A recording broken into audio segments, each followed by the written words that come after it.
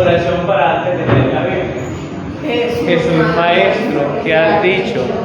Donde están dos o tres reunidos en mi nombre, allí estoy yo en medio de ellos. Quédate con nosotros que estamos reunidos para meditar y comulgar con tu palabra. Tú eres el Maestro y la verdad. Ilumínanos para que comprendamos mejor las sagradas Escrituras. Tú eres el guía y el camino. Haz que seamos dóciles en tu seguimiento. Tú eres la vida. Haz que nuestro corazón sea la tierra, donde la semilla de tu palabra produzca frutos abundantes de sanidad y aprobada. Jesús, Maestro, camino, verdad y vida, ten piedad de nosotros. Amén. Jerónimo bendito. Pídele a Dios que a nosotros se nos prenda abundante ese amor tuyo inmenso por la Sagrada Biblia, para estudiar, amar y practicar la palabra de Dios. Bendice a todos los que en el mundo entero se dedican a dar la gracia y amar al Espíritu Santo. Amén. Bueno, entonces tenemos introducción al Evangelio de Mateo. Dentro de 8 días trabajaremos Mateo capítulos 1 y 2. O sea que qué bueno que para dentro de 8 días traigamos leídos esos 2 capítulos de Mateo, que son lo que conocemos, los relatos de la infancia. Los relatos de la infancia. Bueno, entonces tenemos, como insinuamos hace 8 días, en la clase de introducción a los evangelios sinópticos, que en la tradición de la Iglesia, por muchos años, el evangelio que gozó de más estima fue precisamente el evangelio de Mateo, por 2 razones. Recuerden que es el único de los 4 donde aparece ¿cuál palabra? Iglesia. La palabra iglesia, ¿cierto? No como la entendemos hoy, como institución organizada, con cabezas notables, no, sino más bien como su significación más original del griego, que es convocados. Como reunión de personas. Convocados. Que viene el griego ekaleo, que significa convocar. Entonces, a fin de cuentas, ¿qué es la iglesia? ¿Qué es la iglesia? Los convocados bajo el nombre de Cristo. Por esa primera razón, pasó alta estima el Evangelio de Mateo. Y por otra segunda razón, que de los 4 es el que es más extenso. Marcos con 16 apenas, Mateo con 28, Lucas con 24 y Juan con 21.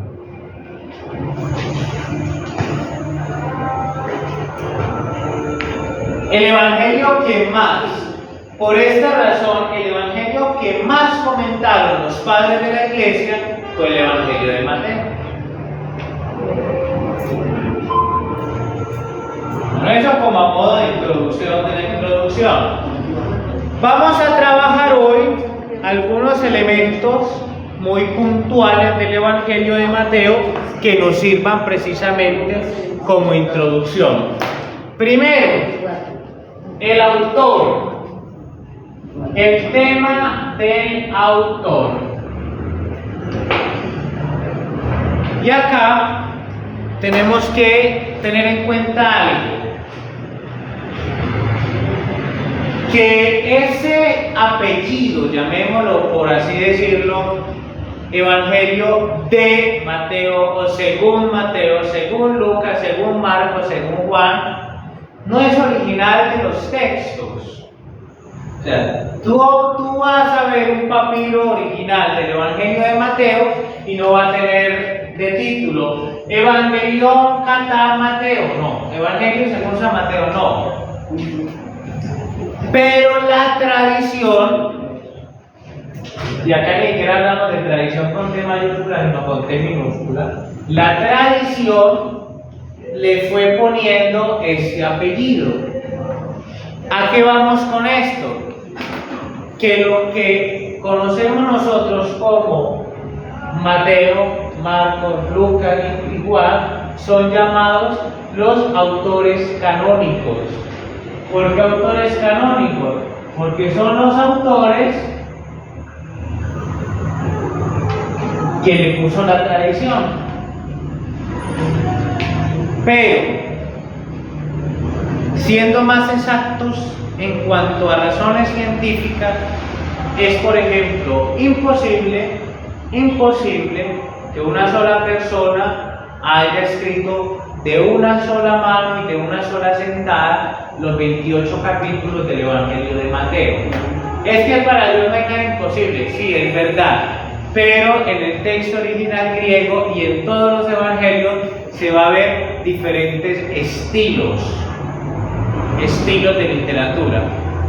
Los que son maestros me pueden entender mejor. Ustedes se daban cuenta cuando un alumno hacía un resumen copiado, porque ustedes decían, esto no lo pudo haber escrito fulanito de tal no tiene, o acá empezó el niño, pero ya de aquí para acá es mano de la mamá. Ahora, eso lo notan ustedes a ojo con la experiencia. Ahora, la ciencia nos ha permitido ver que es imposible que una sola mano haya. Pero entonces, ¿de dónde viene según San Mateo? De la tradición apostólica que le dio origen a ese relato. Nos vamos a dar cuenta que cada evangelio está mal enmarcado en una zona geográfica bien definida y particular.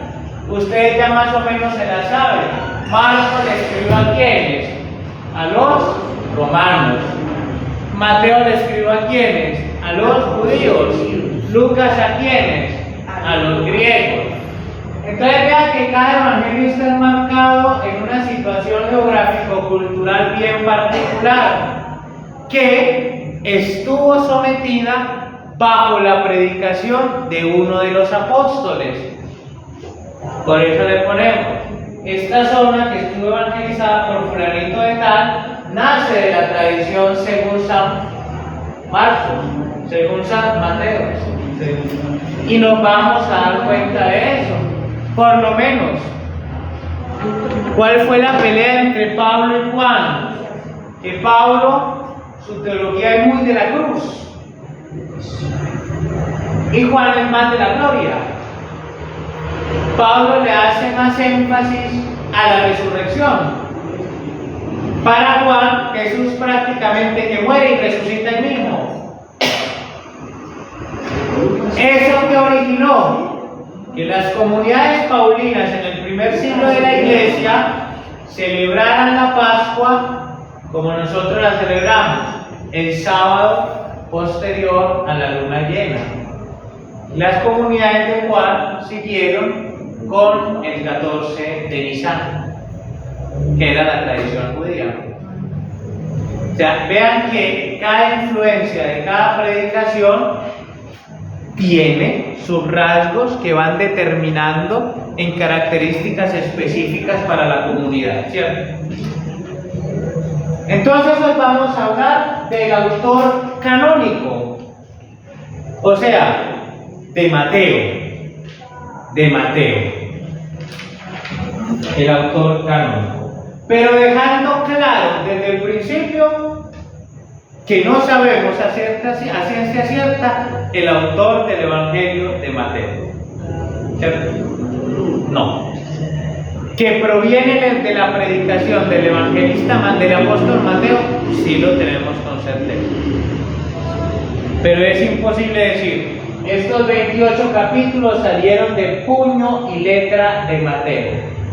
Sería De los discípulos de Mateo, de sus. Acuérdense cómo trabajaban en ese tiempo, estaban los famosos emanuenses, que el maestro dictaba y el emanuense escribía.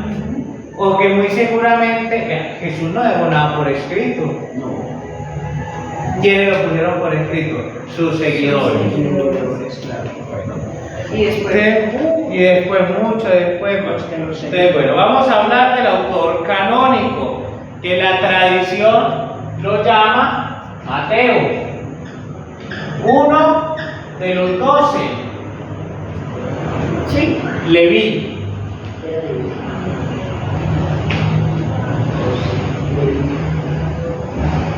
Leví o Mateo, que según el mismo Evangelio de Mateo era recaudador de impuestos. Perdón, era jefe de publicanos. Hay que entender la cuestión. Mateo era recaudador de impuestos, perdón. Mateo era recaudador de impuestos. ¿Qué quiero decir con eso? El que hacía el trabajo cochino, el que hacía el trabajo sucio de ir a decirle a la gente, usted le tiene que pagar a Roma tanto. El que ponía la cara. Por eso, como decíamos hace 8 días, lo miraban feo. Y era romano. No, eso era lo peor.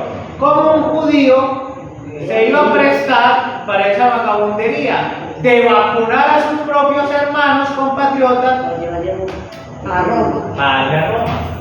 Era más escandaloso todavía. Entonces, bueno, ¿de dónde surge este autor canónico? De 2 testimonios. Uno del siglo segundo. 2 siglos después. Uno del siglo segundo de un obispo llamado Papías.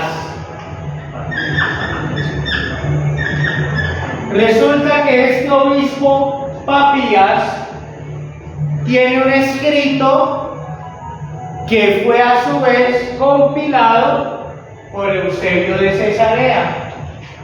Este nombre es importante. ¿Por qué? Porque Eusebio de Cesarea es el primer historiador de la iglesia. Eusebio de Cesarea va a ser el primero que haga una historia de la iglesia escrita y bien detalladita. Yo tengo en la casa el libro, no se los traje, es un mamotreto así. Ahí tiene la persecución de Nerón, la muerte de Pedro y Pablo, y eso sí es una minuta. Eso sí es una minuta. Entonces, Eusebio de Cesarea, ¿qué hizo? Recoger los testimonios de la historia de la iglesia y los compiló en lo que llamamos hoy historia eclesiástica. Y en uno de esos apartados, Eusebio recoge este testimonio de Papías de Hierápolis, que es el obispo, que dice, Mateo, dice Papías, Mateo ordenó en dialecto hebreo las palabras de Jesús. Eso fue lo único que dijo Papías de Hierápolis, pero lo dijo todo. Mateo ordenó en dialecto hebreo las palabras de Jesús. ¿Cierto? Ordenó en dialecto hebreo las palabras. Ese es el testimonio número 1 del cual surge el autor canónico. Pero hay otro testimonio. Ya este es siglo segundo y tercero, un poquitico más tardío. Y este yo creo que ustedes lo han escuchado hablar. San Ireneo de Lyon, padre de la iglesia. Hay que leer los padres de la iglesia, puede estar leyendo por ahí el manejo en vivo y eso. San Ireneo de Lyon. A la rosa esa mística. San Ireneo de Lyon, ¿qué dice? San Ireneo de Lyon se dio duro con los herejes. Estamos en los primeros 3 siglos de la iglesia, donde por desconocimiento la herejía abunda.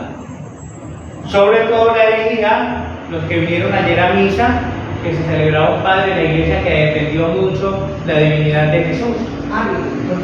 Contrario, que Arrio fue el que dijo Jesús, San Atanasio, Jesús, hombre sí es hombre, pero no es Dios. ¿Cierto? Eran tiempos aquellos. Que Ireneo escribió una obra que se llama Contra los herejes. Y en esa obra de Contra los herejes dice lo siguiente: Mateo entre los hebreos publicó un evangelio escrito en su propio dialecto. Cuando Pedro y Pablo estuvieron en Roma y iglesias. Entonces vea que vuelve a lo mismo de Papías. Mateo, que escribe en hebreo, pero más tarde nos vamos a dar cuenta que es imposible que el original del Evangelio de Mateo haya sido en hebreo, pero hay razones por las que estos señores llegaron a decir eso.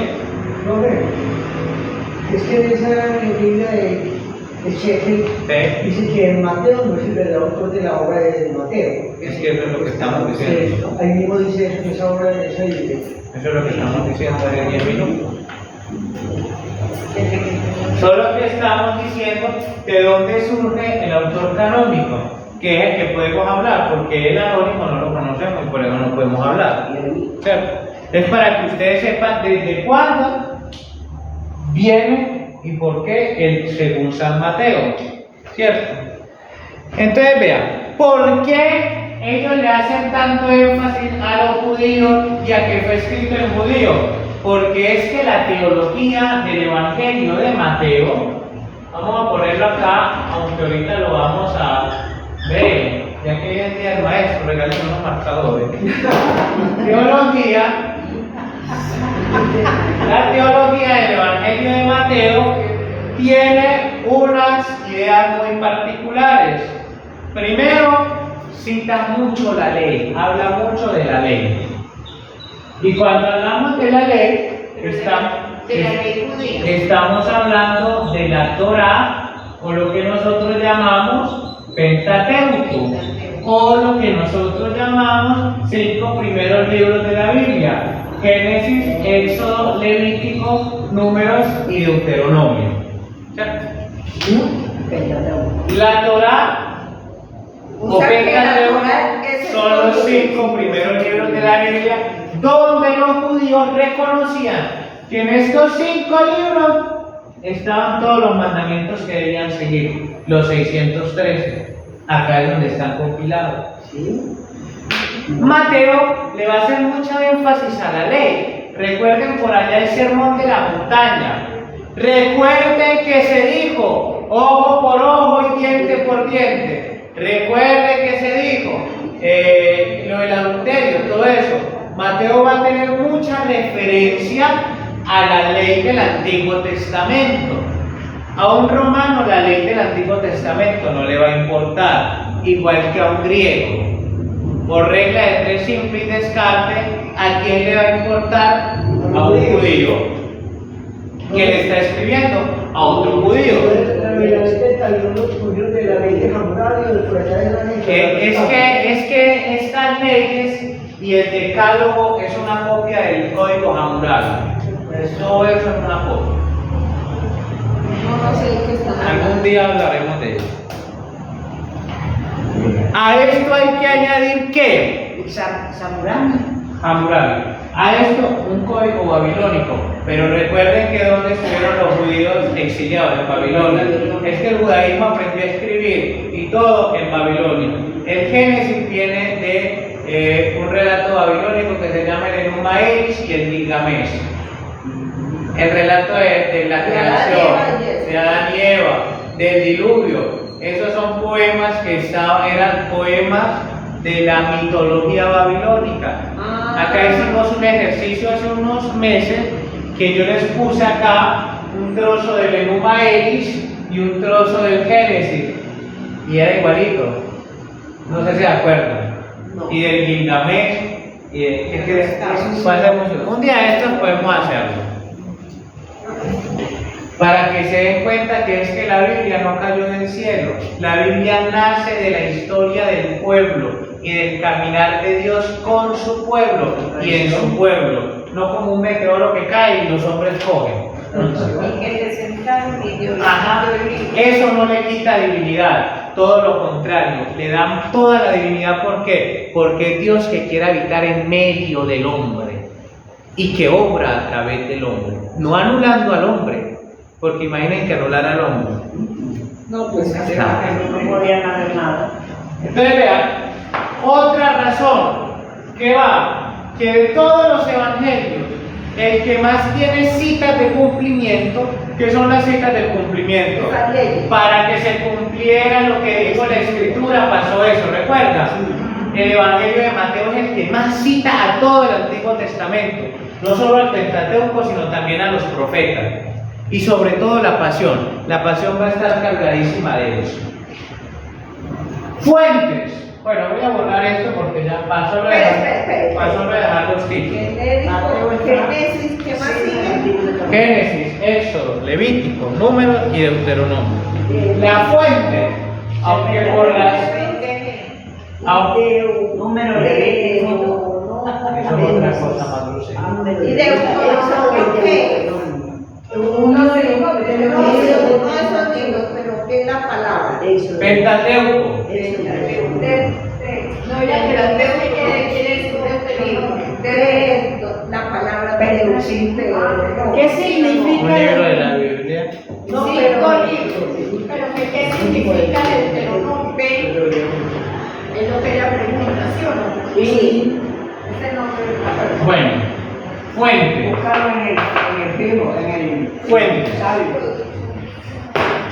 Ya ustedes están en capacidad para decirme cuáles son las fuentes del Evangelio de Mateo. La tradición. La tradición. Primera, Marcos. Segunda, la fuente Q. Y tercera, La tradición.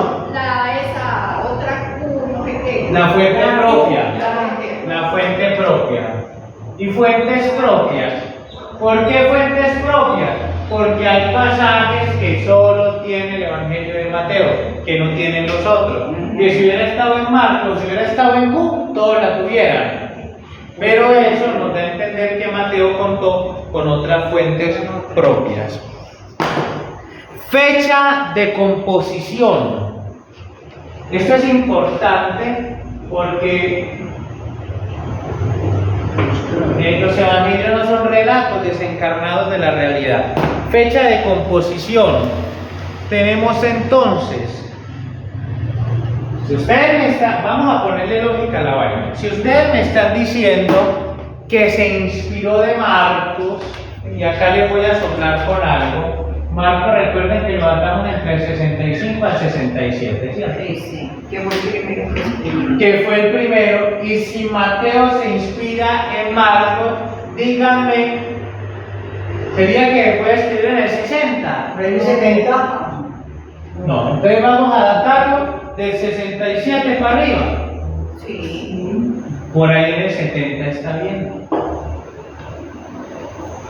puede ser del 70 al 75, podemos decir que, o al 80 incluso, podemos decir que en este lapso de tiempo se escribió el Evangelio de Mateo.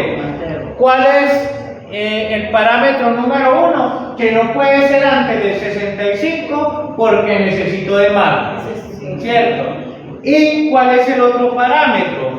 Que hay unos escritos del siglo I que ya citan al Evangelio de Mateo, o sea que no pudo ser tan tardío, ¿cierto?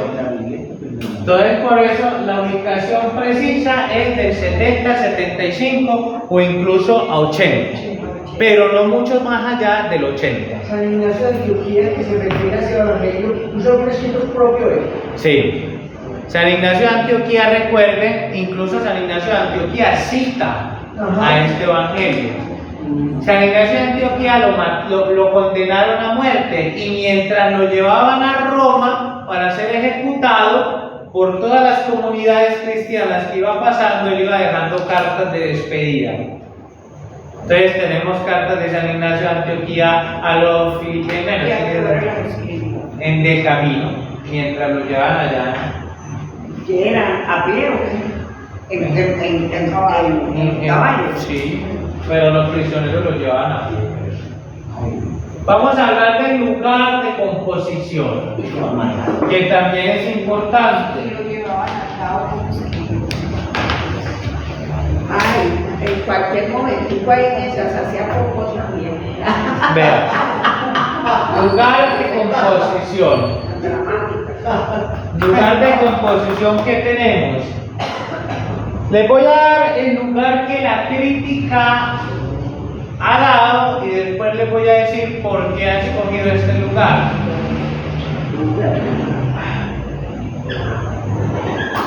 El lugar que la crítica ha dicho es Antioquía de Siria. De Siria. De Siria. Antioquía de Siria. Les voy a borrar todo esto para darles las razones de por qué Antioquía de ¿Y Siria. eso lo dice la tradición o quién dice eso? No, eso lo dice la ciencia por los indicios que tiene el mismo Evangelio, que se los voy a mostrar a continuación. Y Deuteronomio quiere decir la segunda ley en hebreo. O en Recuerden las condiciones que pusimos para grabar las clases, ¿no? Hoy como que se le olvidó a todo el mundo. ¿Qué?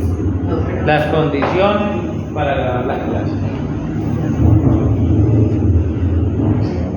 Pero este es un mapa del Medio Oriente antiguo, en tiempos de Jesús. Por acá tenemos la cuenca del Jordán. Este pedacito de acá en Judea, por acá queda Jerusalén. Este es el famoso lago de Tiberíades. O sea, acá tenemos el escenario de los evangelios. Por acá está Damasco, donde pasó la conversión de San Pablo. Seguimos más para arriba y acá nos encontramos a Antioquía de Siria. Hace parte del territorio, nos vamos a dar cuenta ahorita, pero miren en el mapa una peculiaridad, que esta es una ciudad costera. Eso es para que se ubiquen. Vean, desde acá hay acceso para todo, para Grecia, para Chipre, incluso si nos venimos para acá, para Roma, tenemos zona de acceso a todo. Es una zona estratégica. Entonces ahora sí, vamos a dar las razones. ¿Por qué la crítica hoy dice que este fue el lugar de composición? Primero, porque era una gran ciudad con buenas vías de comunicación, lo cual facilitó la difusión del Evangelio con rapidez. Luis Alberto ahorita nos habló del martirio de San Ignacio. Y si San Ignacio ya lo conocía y en otros escritos de aquel entonces ya se cita a Mateo, quiere decir que fue un evangelio que se difundió rápidamente. Y Antioquía de Siria es una ciudad cosmopolita con mucha fácil accesibilidad a otros territorios. Segundo, allí se habla griego como lengua principal. Entonces, a pesar de tener tintes judíos, hoy nadie de la crítica asegura que el Evangelio se haya escrito en hebreo. No. Se escribió en griego, ahorita más adelante vamos a ver. Pero entonces, vean, era una ciudad, a pesar de tener raíces judías, como nos vamos a dar cuenta a continuación, es que el lenguaje oficial de entonces era el griego. Ya el hebreo estaba quedando relegado nomás al uso sacerdotal, al uso cultico del templo. Ya el hebreo casi nadie lo hablaba. Pero el griego era casi que, o sea, usted hablaba con un romano y que tenía que hablar latín.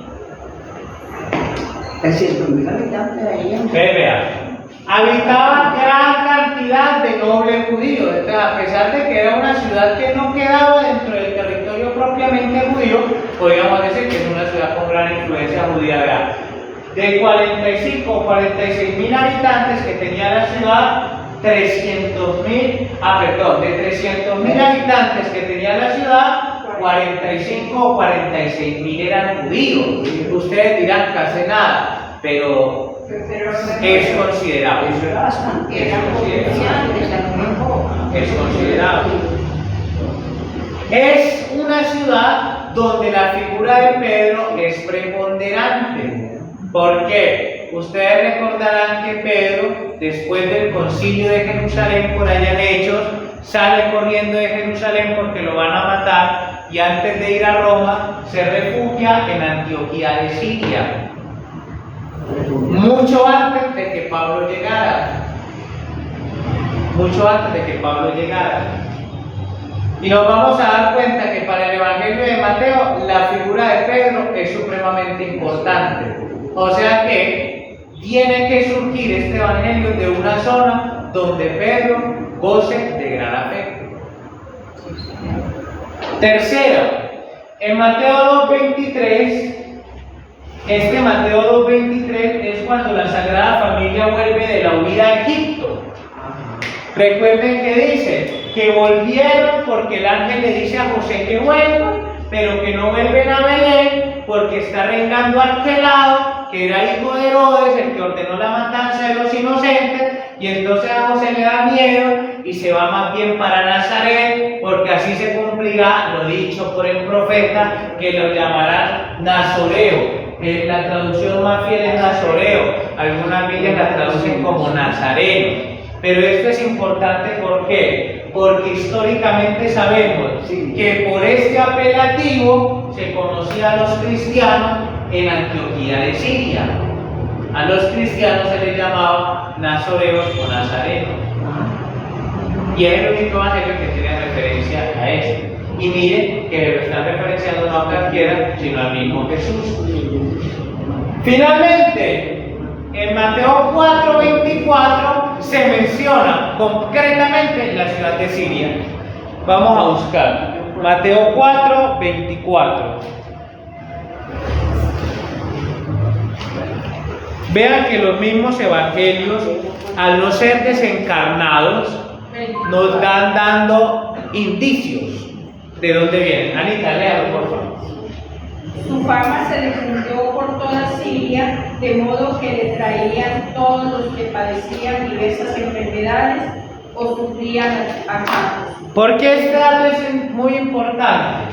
Porque tenemos a la región donde, vean, lo más lejos que llegó Jesús de Nazaret fue aquí. Cesarea de Filipo.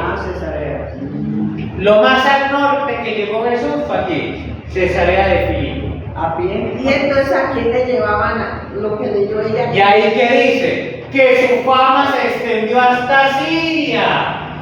Y que le traían los enfermos. Y que le traía muchos enfermos. Endemoniados. Pero vean, Esa es mucha parte de Jesús, de los milagros que hizo entonces. sí, pero vean, ¿por qué el Evangelio de Mateo le está dando tanta preponderancia no más a Siria, no más a esta, y sobre todo teniendo en cuenta que es una ciudad tan distante? No se aventuren a decir el por qué, porque no hay más razón que porque le interesaba mencionar a los sirios. Ya. Y también Le interesaba mostrar que los sirios desde el principio estuvieron de acuerdo con el mensaje de Jesús de Nazaret y dieron pruebas de fe. ¿Por qué? Porque lo que Leyanita dice que le traían enfermos y endemoniados. O sea, no solamente escucharon el mensaje, sino también le creyeron y lo fueron a buscar. Pero, Michael, hoy, lo más importante. digamos, toda Siria, casi en su totalidad, son musulmanes. Porque recuerden que por allá tomó fuerza el Islam. Vean, dato importante. Hoy se habla muy mal de las cruzadas. Sí. Y los ateos lo primero que les traigan a uno en la cara son las cruzadas. ¿Cierto? Ya están pasando. Pero si no fuera por las cruzadas, muy seguramente hasta todos ustedes acá estuvieran con burka. ¿Por qué?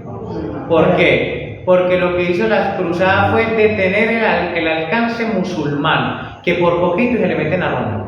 Sí. Y porque era como Llegaron hasta España, llegaron a parte de España. Entonces las cruzadas fueron la contradefensa se alcanzaron a tomar toda esa zona.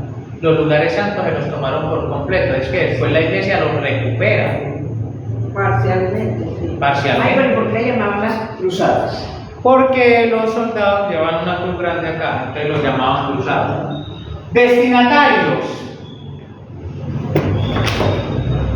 Bueno, tenemos que, por todo lo que hemos dicho, tiene que ser una comunidad en su mayoría Judía. judeo-cristiana. Por todo lo que hemos dicho. Pero resulta que hay unos detallitos que nos permiten dar otro pasito. Detallitos como cuáles. ¿Quiénes son los primeros que en el relato, según San Mateo, de la infancia, reconocen al niño Jesús como rey de los judíos?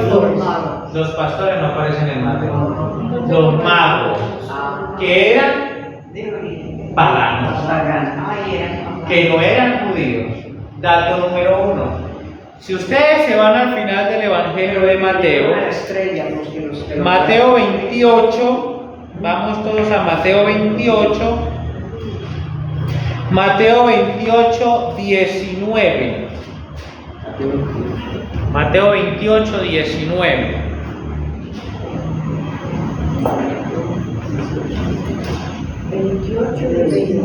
¿Qué dice Mateo? Y alguien, otra persona que busque Mateo 8, 11 al 13. ¿8 qué? Mateo. Mateo 8, 11 al 13. ¿Qué dice Mateo 28, Anita?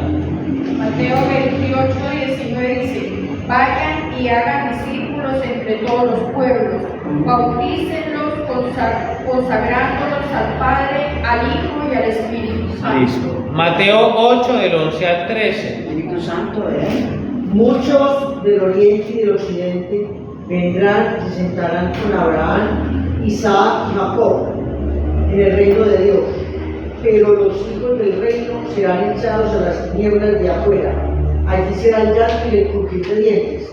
Y Jesús dijo al oficial: anda, y que suceda como has creído. Bueno, y en aquella misma hora el criado estuvo. Tenemos una comunidad que, por lo que hemos visto hasta el momento, en su mayoría es judía, pero que está teniendo algo particular con los 3 datos que les di. ¿Qué deducen que son? Que están. ¿Cuál es el común denominador en los 3 datos que dimos? Que eran puros paganos. Que eran paganos. Entonces, es una comunidad que, aunque mayoritariamente judía, se está abriendo paso a los paganos.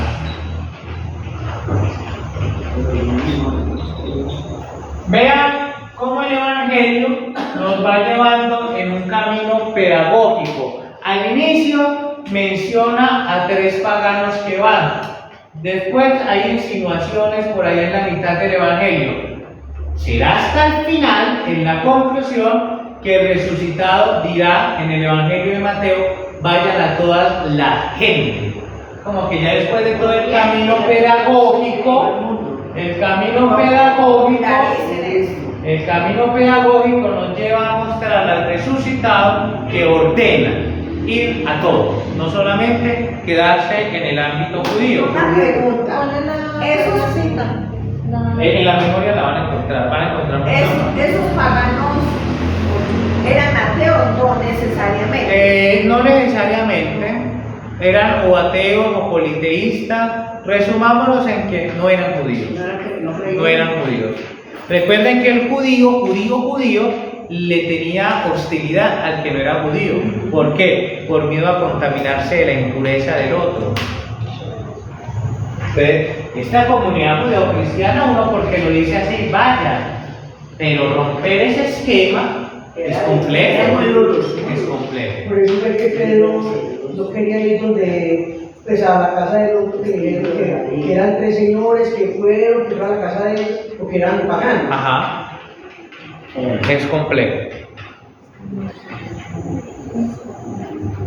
Pero esos paganos también eran de egipcios.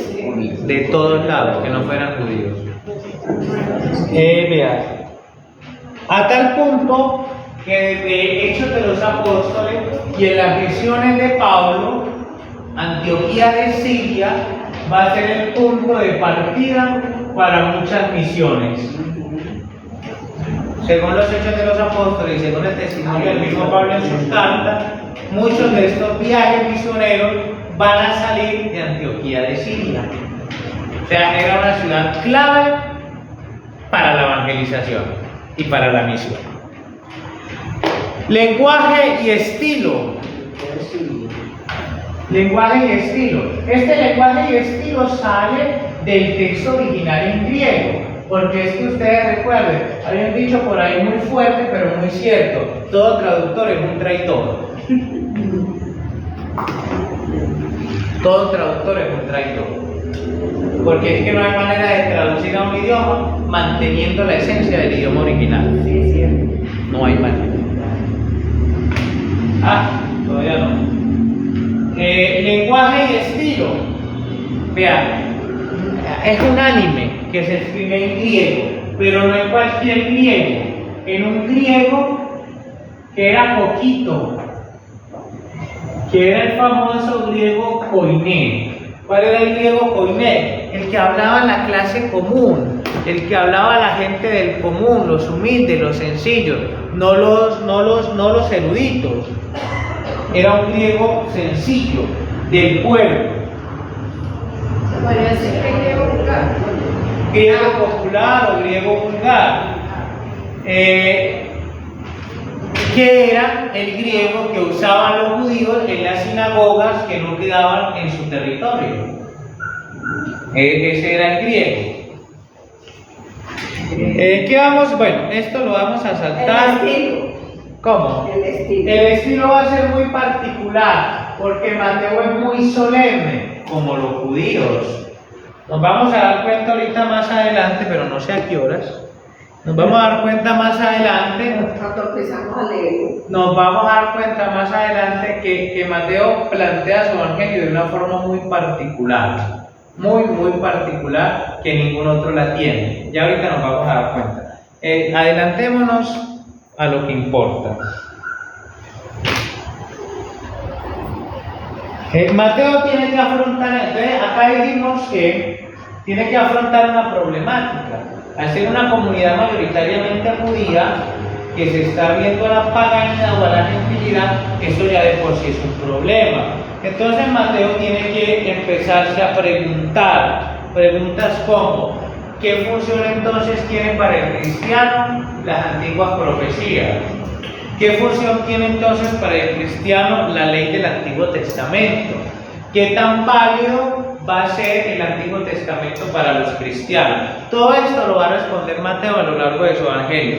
¿Se puede llegar a ser cristiano sin ser estrictamente judío? ¿Es válida la apertura de la fe cristiana a los que no son judíos, siendo que Jesús fue un judío que le predicó a judíos?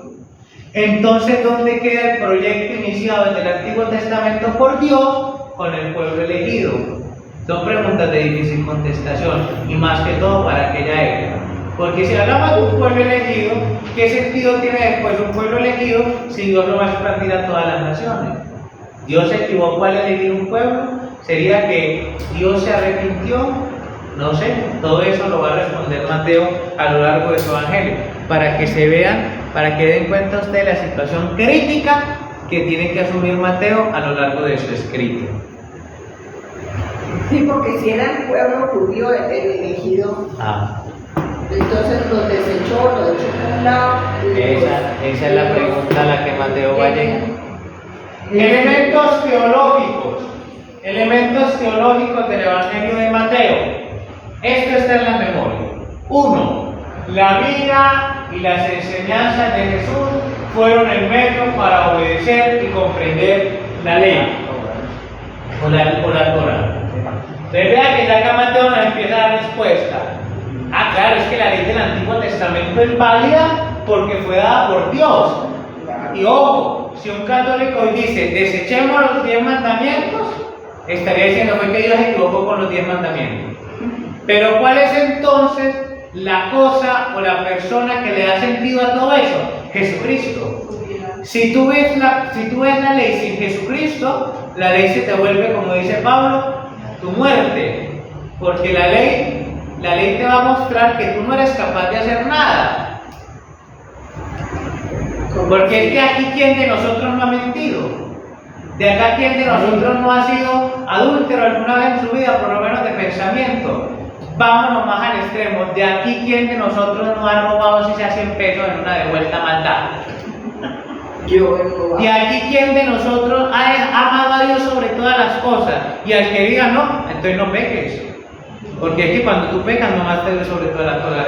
Si tú ves la ley sin Jesucristo, la ley se vuelve tu enemigo. ¿Por qué? Porque la ley te muestra que tú no puedes cumplirla y que te condenas.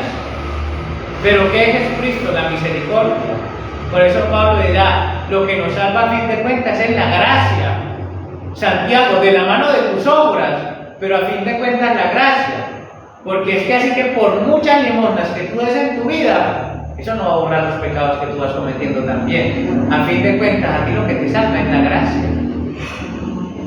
Eso es, vean el problema en el que estaban estas comunidades. ¿Qué hacemos entonces con la ley? Hay un libro muy bonito que se llama Un rabino habla con Jesús, que es de un rabino precisamente, y le gustaba mucho a Ratzinger, a tal punto que Ratzinger lo cita en su famoso libro Jesús de Nazaret, lo pone a conversar con su libro.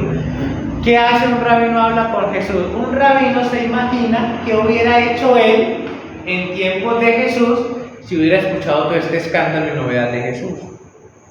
Entonces hay una parte del Sermón de la Montaña que es escandaloso, supremamente escandaloso, donde el discípulo, un discípulo del rabino, va a escuchar a Jesús en el Sermón de la Montaña.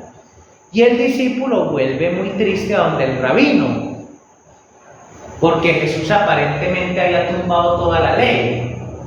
Entonces el rabino le pregunta, ¿por qué vienes triste? No, por el rabino Jesús. ¿Qué quitó de la ley? Y le dice, nada. Bueno, y entonces, si no quitó nada, ¿qué te preocupa?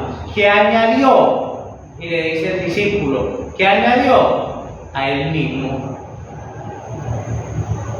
Porque Jesús se va a presentar como es que la ley soy yo, y la medida de la ley soy yo.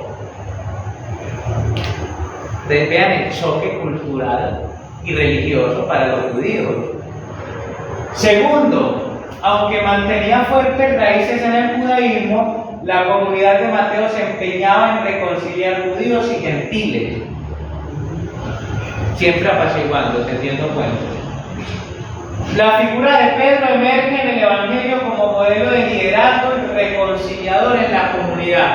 Pedro en el Evangelio de Mateo va a ser el que tiene la función de unificar. No recuerdo cuál de los cuatro, pero hay por allí un evangelio que deja muy mal parado a Pedro. Y oh sorpresa, es porque ese evangelio viene, creo que es de Lucas.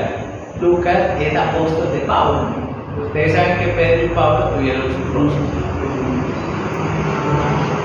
Otro, la fe en Jesús como el Mesías da a la comunidad y al evangelio una fuerte dimensión escatológica, o sea, una dimensión de esperanza.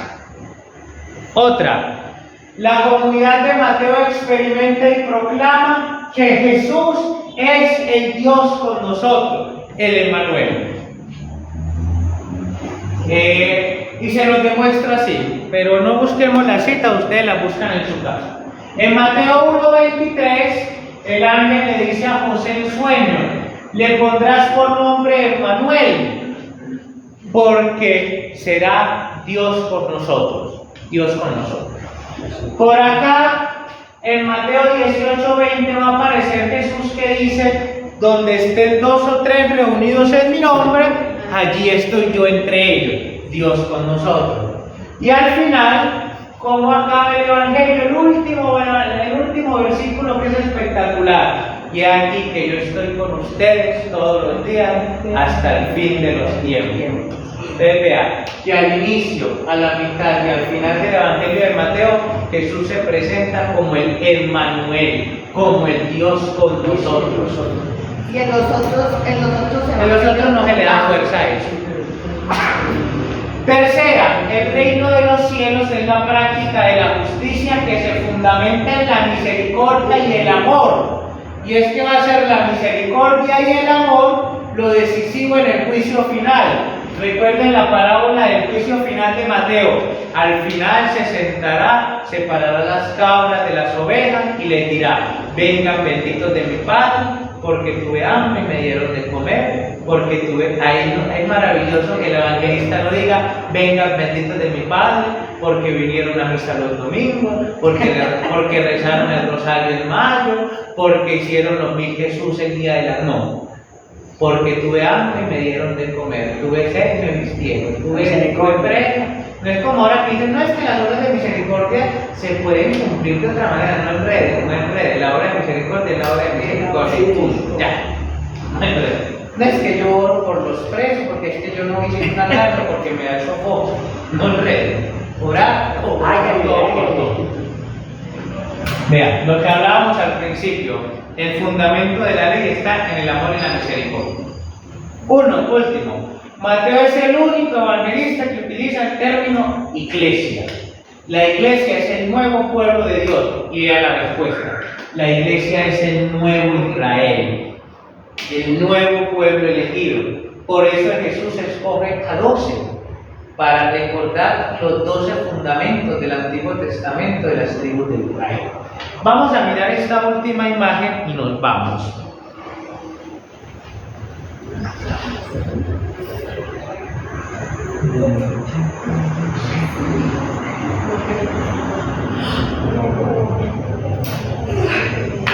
Muchísimas gracias. Vean, esta imagen se la voy a dar impresa, pero quiero que la socialicemos acá para que después no se pierda. Les pido que sacrifiquemos 10 minutos más. Claro que el que tenga que irse, pues nos vemos dentro de 8 días, porque yo sé que podemos tener otros compromisos. Vean, esta imagen se la voy a dar a ustedes ahorita. Vean. ¿Escritura qué? Sí. Va a haber un término. Bueno, mientras voy repartiendo las hojas les voy diciendo: Mateo se le representa con la figura de un ángel. Aquí atrás está porque se le representa con la figura del ángel, quién es Mateo, y un poquitico acerca de los judeocristianos. Está muy rica. A la pregunta de qué es quiástica, les voy a responder. Esperen a la explicación, y si no entienden la explicación, al último me preguntan qué es quiástica. Esto era lo que yo les decía. Parémonos todos en la estructura. Que Mateo es muy solemne. ¿Por qué? Porque miren el orden maravilloso que tiene. Mateo tiene 5 discursos. Su evangelio está organizado en 5 discursos o sermones. Discurso número 1, Mateo 5, 6 y 7, que es muy conocido y lo llamamos Sermón de la Montaña. Mateo tiene después el discurso número 2 en Mateo 10, que es el discurso misionero. Mateo 13, que es el discurso de las parábolas. Mateo 18, que es el discurso de la iglesia o el de la comunidad. Y Mateo 24, 25, que es el discurso del fin o el discurso escatológico. Al inicio y al final de ese discurso que tenemos, la infancia y el nacimiento, la muerte y la resurrección. Y en medio de cada discurso tenemos milagros. Milagros. Milagros. ¿Qué quiere decir eso? Mateo nos dice, es que el reino que se predica se hace acción. Por eso Mateo pone discurso, acción, discurso, acción, discurso, acción. Es que el bla bla bla se vuelve obra. Vamos a entrar un poquitico más allá. 5 discursos, ¿por qué? ¿Qué hablamos del Pentateuco? 5 libros. Y Mateo nos está presentando en Jesús la nueva ley, a Jesús como el nuevo Moisés. ¿Qué hace Jesús en el sermón de la montaña? Sube a la montaña. A diferencia de Moisés, que recibe la ley de pie, Y va. Jesús se sienta. Todo tranquilo. Como el maestro que se sienta para enseñar con autoridad. Y Jesús da la nueva ley. en el sermón de la montaña. Pero no la cambiar, sino a planificar. A planificar, dar la nueva ley. Recuerden. Vean, ¿por qué se llama quiástica? Por esto. Porque es como un vértice. ¿Cómo un qué? Como un vértice. Como un triángulo. Ustedes vean.